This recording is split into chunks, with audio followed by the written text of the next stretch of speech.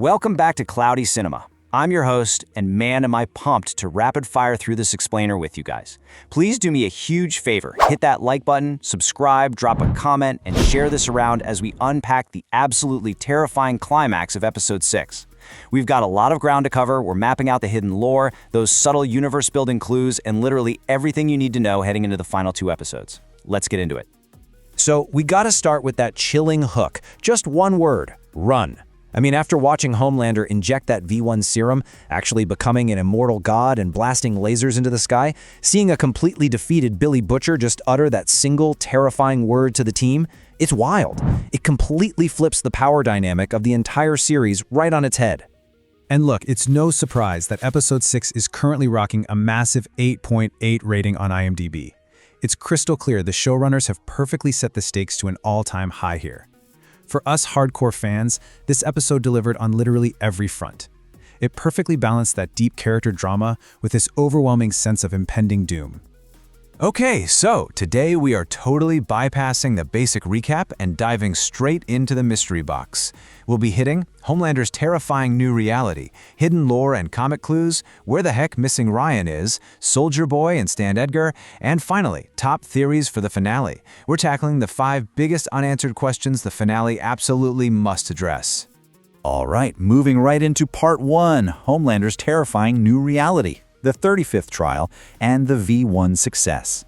So, Homelander has finally achieved this twisted dream of eternal dominance, right? But it came at a horrifying cost. Vought churned through 34 gruesome, totally failed V1 trials on human subjects from the freedom camps before finally hitting success. And what's really brilliant about this narrative choice is how it contrasts his desperate, unnatural obsession with immortality against characters like Golden Geisha and the Legend. Those two showcase this peaceful, graceful acceptance of aging. They recognize that life only has value, because it eventually ends. Homelander might be immortal now, but honestly, he's never been less human. Let's slide into Section 2, Hidden Lore and Comic Clues, focusing on building the Vought Rising prequel. For the hardcore comic readers out there, Episode 6 was essentially a massive backdoor pilot. Take the whole VCU Phase 7 thing, for example.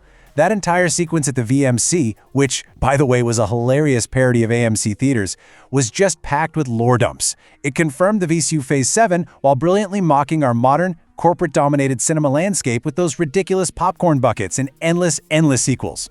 And if you were paying attention, subtly hidden Vought Rising clues were scattered all over the episode.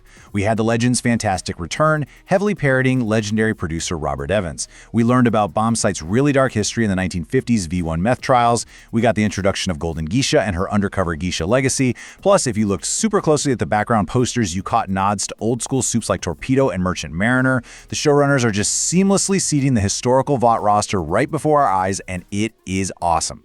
Meanwhile, back in the present, the modern Seven is caught in this cascading collapse. Think about it. Days ago, Firecracker gets killed by Homelander for mere hesitation. Hours ago, Sister Sage secretly defects to the boys. Recently, the Deep completely compromises whatever morals he had left to shill for that disastrous OPEC-style oil pipeline. And now, the Deep brutally murders Black Noir over the Oil League truth. The Seven isn't just broken, you guys, it is completely disintegrating. Which brings us to Section 3, and the first of our top unanswered questions. Where is missing Ryan, the ultimate wild card? Seriously, will Ryan be the ultimate trump card in the finale? The series has spent years building up Ryan's power levels, and fans are heavily theorizing that he simply has to return in the final 2 episodes. Maybe he's been secretly training? Because with Homelander now functionally immortal, Ryan is mathematically one of the only beings on Earth remotely capable of damaging his father. His absence right now is just deafening. Let's shift gears to our next set of mysteries in Section 4. Soldier Boy and Stan Edgar, the master manipulators. Honestly, what is Soldier Boy's true end goal here? It is completely baffling that Soldier Boy, who clearly despises Homelander and sees him as a weak disappointment, would just hand him the V1 serum. The explanation traces this back to a twisted desire to honor his dead lover, Stormfront. By giving Homelander the V1, he's fulfilling her horrific supremacist dreams of an immortal god king. But come on, is that really his only motivation? Knowing him, probably not. Rapid fire, here are the remaining unanswered questions the finale absolutely must address. 1.